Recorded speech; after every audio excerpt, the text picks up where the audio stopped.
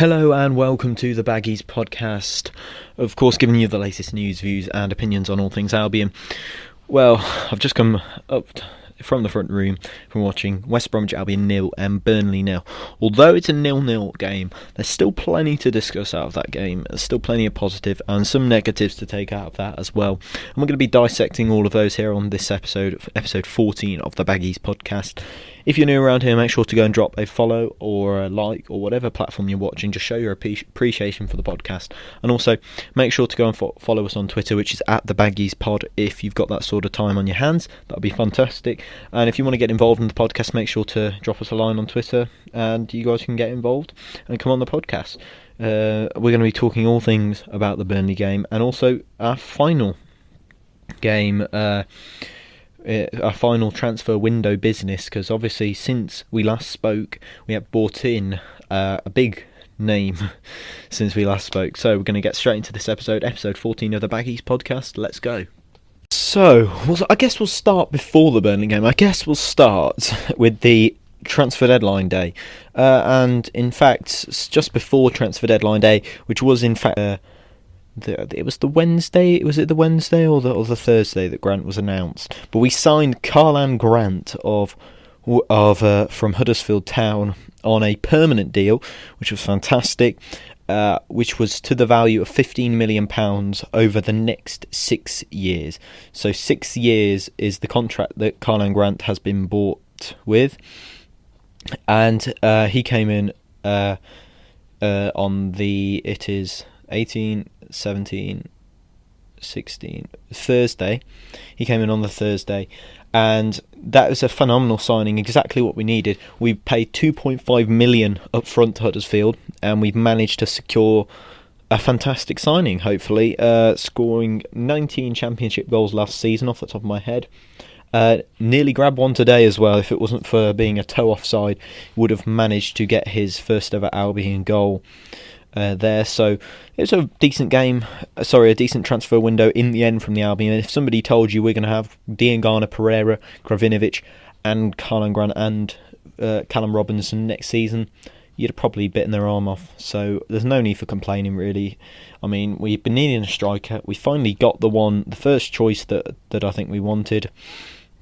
And Karlan Grant is a baggy and takes the number 29 shirt at West Bromwich Albion for this season.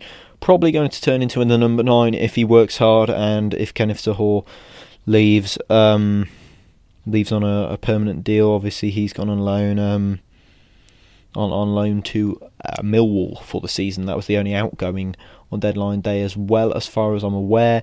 Kamil Grosicki was this close to leaving the club, but I'm not sure if that's still happening, not sure if it's still on, not in the matchday squad today, so obviously we can't be 100% sure whether that's the case, and obviously we'll see whether anything develops with Grosicki. But we'll talk through more about transfers in a bit, but I feel like we've got the squad that we really needed. In terms of we've barely improved on last season, but with budget constraints we've done as well as we could have. We have to thank Luke Dowling. I can't remember what role he plays at the club, but he's done a fantastic job, I think, for negotiating prices, getting prices down, getting structured deals which have helped us ultimately financially. And thank you to Slaven for not walking out, because our owners should have invested money quite a long time ago, and I still don't think they have. We've managed to find 2.5 million down the back of the sofa. Where the rest is coming from, I have no idea, but at the moment we look to have got the squad that we wanted as with the budget that we had. It's probably not enough to be a competitive budget, but it's enough, as in we had quite low expectations, so it's a good transfer window. I'll probably give it a 6 or 7 out of 10, but I guess we'll see how we get on, I suppose. But let's go and talk about that match which I've just watched against Burnley. So firstly, I'll talk about the lineup changes, because that was the big thing that got a lot of West Brom fans talking on Twitter, and one that was a surprising lineup, to be fair. A few players dropped that we didn't expect to be dropped, even though they probably should have been, but let's talk through it. So in goal we played Sam Johnston, right back Darnell Furlong, Ivanovic and Higazi paired up in centre back, Townsend left back, Livermore, Gallagher, Krovinovic in the midfield, with Pereira, Dean Garnett and Karlan Grant in a front three. So I think Gallagher came in, so did Ivanovic, so did Hegazi, so did Krovinovic, and so did Karlan Grant. So that's 6 changes, I think, if I'm right in thinking. And 6 changes came in. And it was a surprise to see Sawyers on the bench, not because it's fair that he deserved to be dropped, but I didn't expect him to be. Ajayi and Bartley also dropped. I think O'Shea as well was dropped there, and obviously Robinson up front as well. So there were significant changes in the West Brom lineup. Burnley, it was a 0-0 draw. They really made the game a bit dull. I thought we weren't at our best, but when we did get the ball, I feel like we did try and get forward. I don't think we played the game very smartly at all. But Burnley did sort of suck the life out of the game a bit. I certainly couldn't watch them for. I certainly couldn't watch them for a season. I'd certainly rather lose more games and watch us than watch a team like that just defend it. It really does bring absolute comparisons between Pulis and the Pulis era and that Burnley team. But then again, a decent attempt at things from Albion. I thought that we did well in midfield. Looked pretty decent. At the back, we looked really assured, and a real special mention has to go out to Branislav Ivanovic. I feel like I've underestimated him quite a lot. I didn't expect very much from him at all, and I feel like I should have. I should have probably had higher expectations, but he was colossus that's probably the best word to describe him, in that West Brom back line today. Hegazi, I was glad to see him back. I was a little unsure about Ivanovic, but with Semi Ajayi playing 90 minutes for Nigeria in midweek, it's probably best that he had a game off. I don't know whether that's tactical or whether it is just because he's tired after that. But Ivanovic was fantastic in the back line today. Really organised. He's obviously very vocal with the defence, which is really good. Really good to organise the defence. Is marshalling and calling out orders, and that was really good to see, and a really good thing to see. And he obviously knew what he was doing, because he managed to show his experience, I'd say, and not his lack of pace. Because obviously he is going to be slow, but the good thing is he wasn't exposed to it. When you got strikers that are real, I'd say bruisers is probably the word for it, Wood and Barnes, they're going to look to sort of rub up against your centre-backs. And I'm not sure it really was the game for Semi Ajayi, because Semi is strong when he needs to be, but he's certainly not like a man mountain. He's a really good centre-back, but he's got a lot of pace, but that probably wasn't the game for him if that was the case. But Ivanovic and Hegazi really matched up well against Wood and Barnes. Hegazi looking decent, won a number of headers from open play, a few from set pieces as well. Hegazi, a couple of times he did let the ball bounce, where I'd probably would advise he didn't let the ball bounce. But a clean sheet for the Albion nonetheless, really, and a deserved one. Connor Townsend at left back as well. The fullbacks were sixes, I'd say, really, if you had to rate them. They weren't great. Furlong a little bit disorganised at the back, I'd say. Townsend did well sometimes when Wood and Barnes would peel back to the back post, but Furlong, for me, sort of got caught napping a few times, where Wood or Barnes had got around the back of Hegazi, and Furlong was sort of like nowhere to be seen. Yeah, I feel like that's how I'm trying to describe it. Midfield 3 played pretty well for me. Livermore was alright. He was better in that deeper role.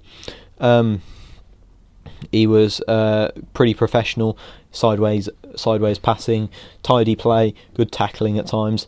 Krovinovic as well, so sort of slowed the game down a few times, which I didn't quite like. I wasn't quite a fan of when we really needed to get going.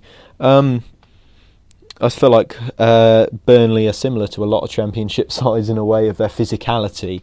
So if Krovinovic has already played Championship football for a year, so he was well adapted to playing Burnley and did a really good job for me. I thought he was nice when he was playing balls in, and quite tough in the tackle for Filip Krovinovic. There were a few times where I saw him, really stick his foot in where I wouldn't have perhaps seen him last season. Obviously very hungry to play for the Albion, and one that I would a player that I like seeing, because I know he's going to give 100% every game. And a big one for me, Gallagher in the centre of midfield. He's fantastic for me. Obviously on loan from Chelsea. That's his first league start for West Brom. Obviously played in the Cup against Brentford, was good then. It was the box-to-box midfield role that's been lacking, really. Someone with a lot of energy in that midfield to allow Jake to sit back, and that person can get box to box and get around players and use a lot of energy, and that will be Conor Gallagher's role for me.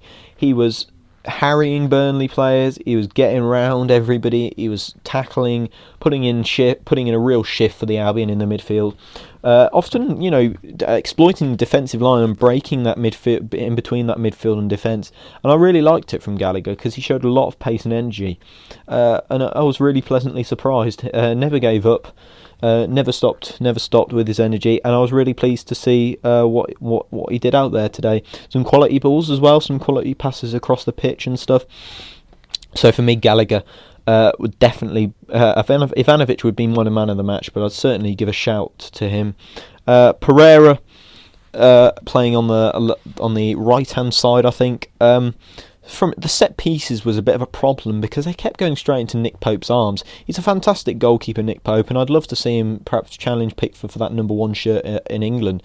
But he certainly, life was made a lot easier for him by the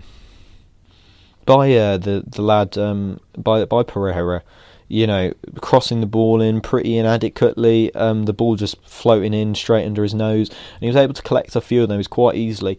And I'd be a bit upset if I was Pereira, because his set-piece delivery is normally a lot better, and when we got two big centre-backs like Ivanovic and Higazi who are good at heading the ball, I'd like to see a bit more delivery from Pereira. Otherwise, touches on the ball with class from Pereira, perhaps not with the end product that you'd really like to see from him, but certainly enough to prove that he's Premier League quality and doing a really good job for the Albion.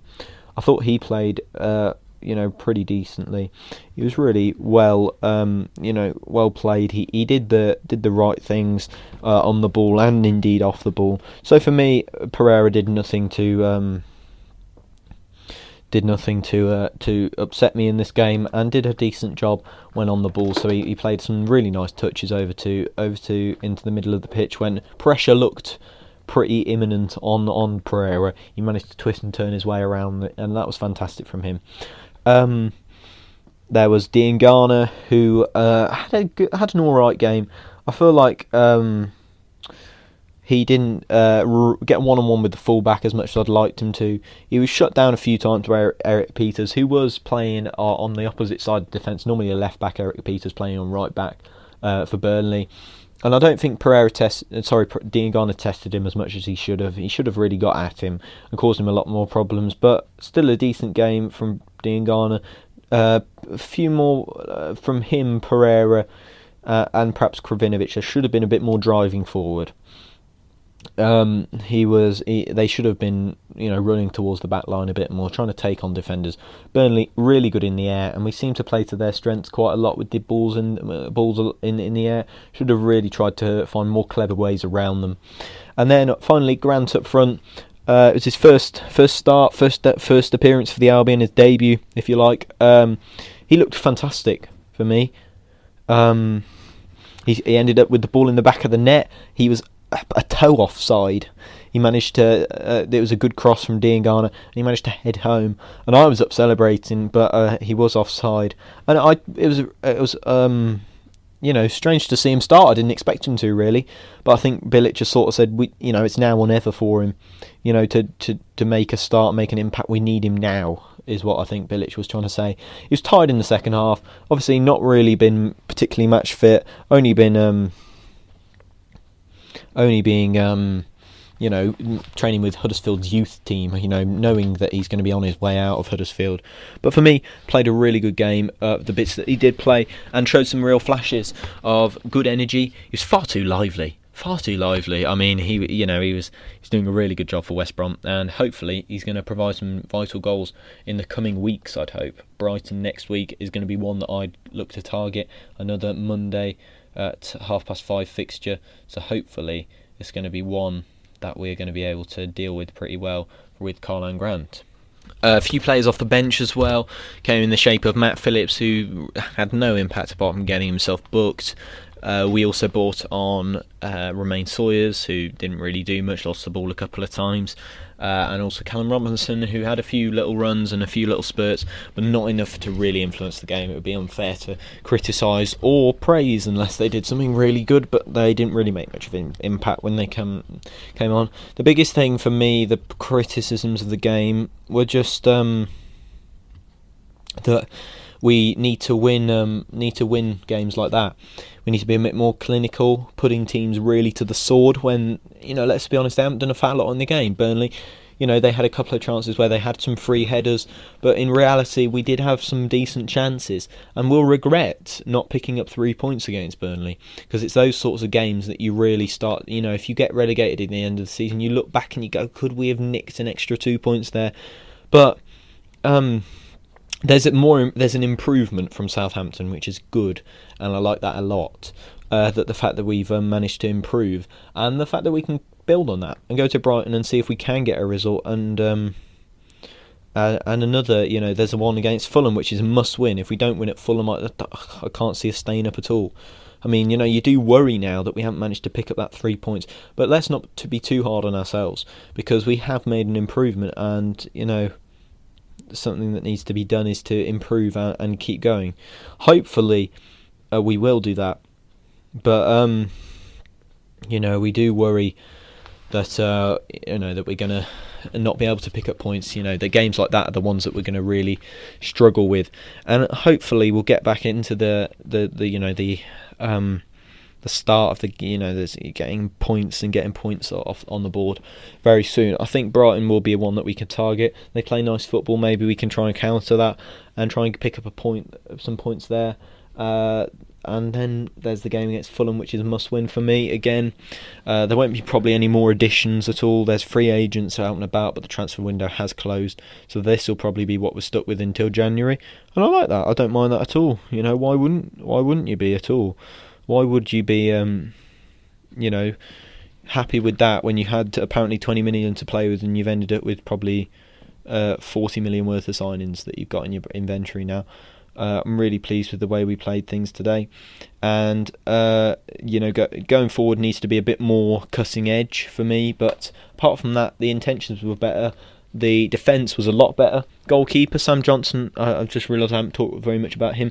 A bit more assured. Did drop a couple of clangers in the box, but for me, some really good shot stopping. Saved a good Ashley Barnes header, and made a good fist of everything that was thrown at him. A couple of good high claims, which much improved from what I've been seeing from him.